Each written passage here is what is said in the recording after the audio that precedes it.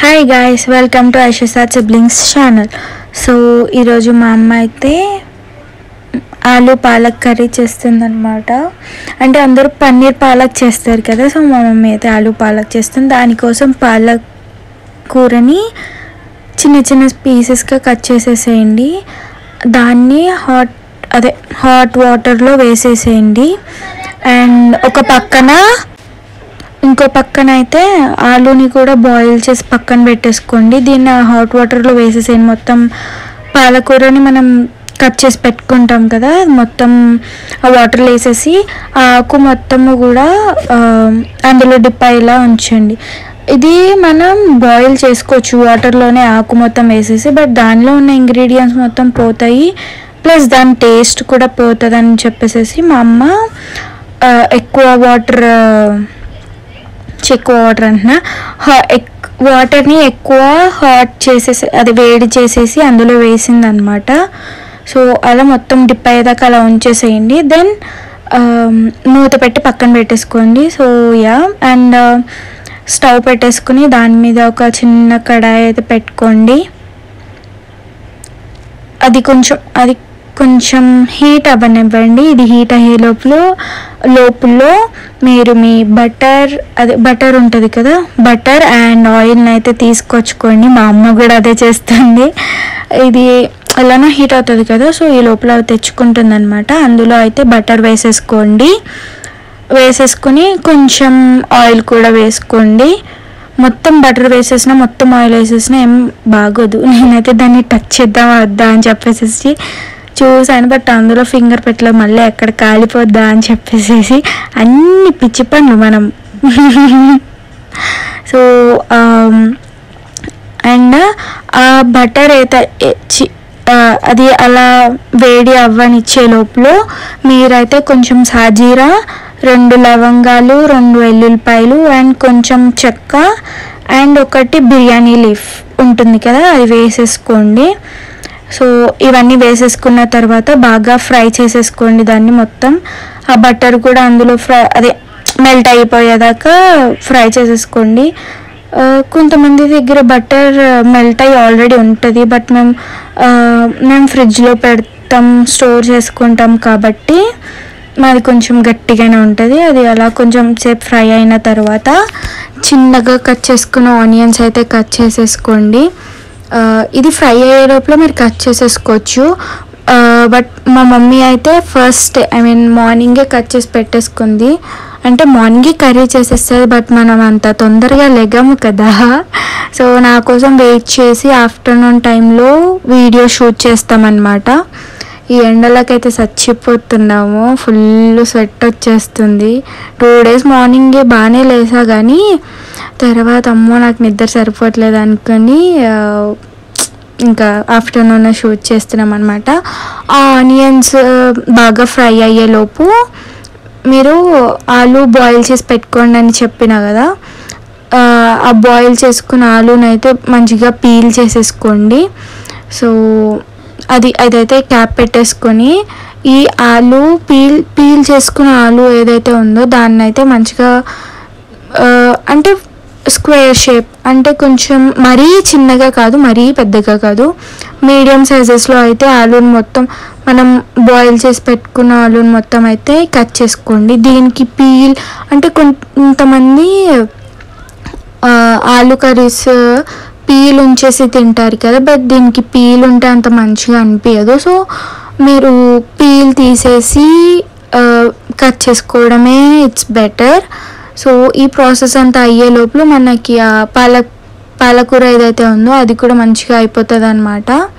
So and అది పాలకూర ఏదైతే ఉందో అది మొత్తం అయితే ఒక స్టెయినర్లోకి అయితే తీసేసుకోండి. మా అమ్మ అలా గరిటెతో వేస్తుంది. నేను మళ్ళీ గుర్తు చేసి, మమ్మీ ఎందుకు మమ్మీ అలా చేస్తున్నావు, డైరెక్ట్ గిన్నెతో తీసేయచ్చు కదా అంటే, మా మమ్మీ అప్పుడు తీసిందనమాట. గిన్నెతో మొత్తం అందులో బోర్లో నించేసింది. మొత్తం అందులో వాటర్ మొత్తం దిగిపోయే వరకు, దిగిపోయేంతసేపు ఆ స్టెయినర్లో తీసేసుకొని మంచిగా మా అమ్మ చూపిస్తుంది కదా, అలా గరిటెతోనో దేనితోనైనా అలా ఒత్తితే దాని మీద అందులో ఉన్న ఇంకా వాటర్ కూడా వెళ్ళిపోతాయి అన్నమాట. సో ఈ పాలకూరని అయితే మిక్సీ జార్లోకి అయితే తీసేసుకోండి. మొత్తం పాలకూరని తీసేసుకోండి మొత్తం. దీనికి అంటే ఇది పేస్ట్ చేయాలన్నమాట. సో ఏం స్పేర్గా ఉంచాల్సిన అవసరం లేదు. అండ్ అందులో 3 ఐస్ క్యూబ్స్ అయితే వేయండి. ఎందుకంటే బాగా గ్రైండ్ అవుతుంది అండ్ మంచిగా ఉంటుందంట. వాటర్ వేయాల్సిన అవసరం కూడా ఉండదు ఇంకా. సో దీనిని మంచిగా ఇంకా అందులోకి ఏం ఇంగ్రీడియంట్స్ ఏం వేసుకోవాల్సిన పని ఉండదు. నాకైతే దాన్ని చూడగానే ఎట్లనో అనిపించింది, కానీ కర్రీ మాత్రం లాస్ట్కి చాలా సూపర్గా వచ్చింది. మీరే చూస్తారు కదా, చూడండి సరేనా. ఇట్లా నేను మా మమ్మీ ఎట్లానే ఉంది మమ్మీ, ఎలా తింటాను మమ్మీ అన్నా కానీ, but no, it was so good. And మనం ఈ ప్రాసెస్ అంతా చేసే లోపుల్లో ఆనియన్స్ అయితే ఇలా బ్రౌన్ కలర్లోకి వచ్చేస్తాయి అన్నమాట.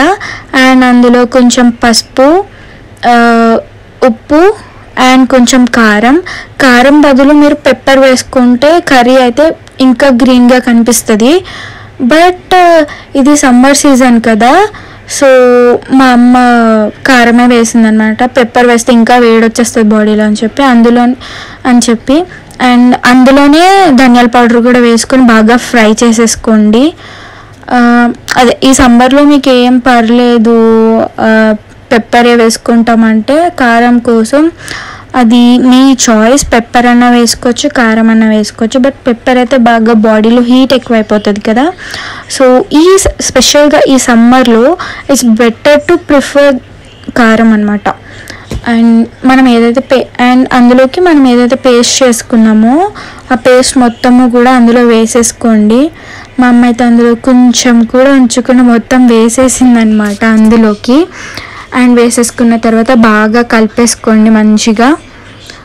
అండ్ అది ఇలా కొంచెం రెడ్గా కనిపిస్తుంది కదా, అలా రెడ్గా కనిపించకుండా మొత్తం గ్రీన్ కలర్లోకి వచ్చేదాకా కలిపేసుకోండి. ఇలా కనిపిస్తుంది అంటే మంచిగా ఉంటుందో లేదా అని మీరు అనుకోవచ్చు. అస్సలు డౌటే అవసరం లేదు మీకు, చాలా బాగుంటుంది. మధ్యలో నేను చేసి మొత్తం దాన్ని కెలికేస్తున్నాను. మా అమ్మ పక్క నుంచి ఐజు అని అనగానే ఇంకా క్యాప్ పెట్టేశాను అనమాట. కొంచెం సిమ్లో పెట్టుకుని దాన్ని ఉడకనిచ్చుకోండి. దెన్ ఆఫ్టర్ దట్ క్యాప్ తీసి చూస్తే ఇగో ఇలా ఆయిల్ పైకి వచ్చేదాకా దాన్ని ఉడకనిచ్చుకోవాలి. సో ఈ స్టేజ్లోకి వచ్చిన తర్వాత ఆలూస్ అయితే వేసేసుకోండి. మనం బాయిల్ చేసి పీల్ తీసి పెట్టుకున్నాం కదా, ఆలూనైతే వేసేసుకోండి. వేసుకొని బాగా మిక్స్ చేసేసుకోండి. అవి మీరు గట్టిగా ఫాస్ట్గా మిక్స్ చేసేస్తే అవి అందులో నలిగిపోతాయి ఆలూస్, బాయిల్ చేసినవి కదా. సో కేర్ఫుల్గా మిక్స్ చేయండి. అండ్ అందులోనే ఒక 3 స్పూన్స్ ఆఫ్ పెరుగు అయితే వేయండి. నేను కూడా అదే తొందరలో నేను మిక్స్ చేసేస్తాంలే అని తీసుకున్నా. మా అమ్మ చెప్తుంది, ఏమనుకుంటున్నా అక్కడ ఆలు వేసా కదా బాయిల్ చేసినవి, అవి స్మాష్ అయిపోతాయి, అలా చేయకూడదు, కేర్ఫుల్గా చేయాలన్నమాట అని. సో అందులో కొంచెం వాటర్ అయితే వేసేసుకోండి. ఒక కప్ ఆఫ్ వాటర్ వేసుకోండి. అండ్ వాటర్ వేసుకున్న తర్వాత ఒకసారి మళ్ళీ బాగా మిక్స్ చేసేసుకోండి దాన్ని, కర్రీ మొత్తము కూడా. ఇందులోకి పన్నీర్, యాక్చువల్లీ ఇది పన్నీర్తో చేస్తారు, నేను స్టార్టింగ్లోనే చెప్పా కదా పన్నీర్తో చేస్తారని. సో మా అమ్మ అయితే ఆలూతో చేస్తుంది. ఆలూతో కూడా ఏం డిఫరెన్స్ లేదు, సేమ్ ఉంది, కాకపోతే ఆలూ టేస్ట్ కొంచెం తగులుతుంది అనమాట. అండ్ ఈ స్టేజ్లో అయితే ఒకసారి సాల్ట్ చూసుకొని మీకు సాల్ట్ సరిపోతుందంటే ఓకే, లేకుంటే లేదు. మా ఇంట్లో అయితే సాల్ట్ చాలా ఎక్కువ తింటారనమాట. మెయిన్గా మా సెకండ్ మామ ఎక్కువ తింటాడు, మా మామ అయితే అమ్మో. అండ్ దాన్ని క్యాప్ పెట్టేసుకొని మళ్ళీ క్యాప్ తీసి చూస్తే ఇలా ఉంటుందన్నమాట. లాస్ట్లో ఏమంటారు, మసాలా వేసేసుకోండి.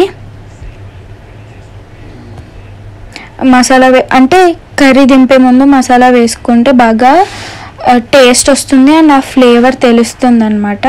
అదేం టేస్ట్ మరీ అంతేం తెలీదు, ఎందుకంటే మనం కొంచెమే వేస్తాం కాబట్టి. ఒకసారి మీరు స్టవ్ ఆఫ్ చేసే ముందు ఒక 2 minutes ముందు చేసుకొని వేసేసుకోవడమే, అంతే అయిపోయింది. బౌల్లోకి సర్వ్ చేసుకొని పైన క్రీమ్ రౌండ్గా వేద్దాం అనుకుని బట్ అది అవ్వలేదన్నమాట. సో అంతే, రెడీ అయిపోయింది. Bye guy.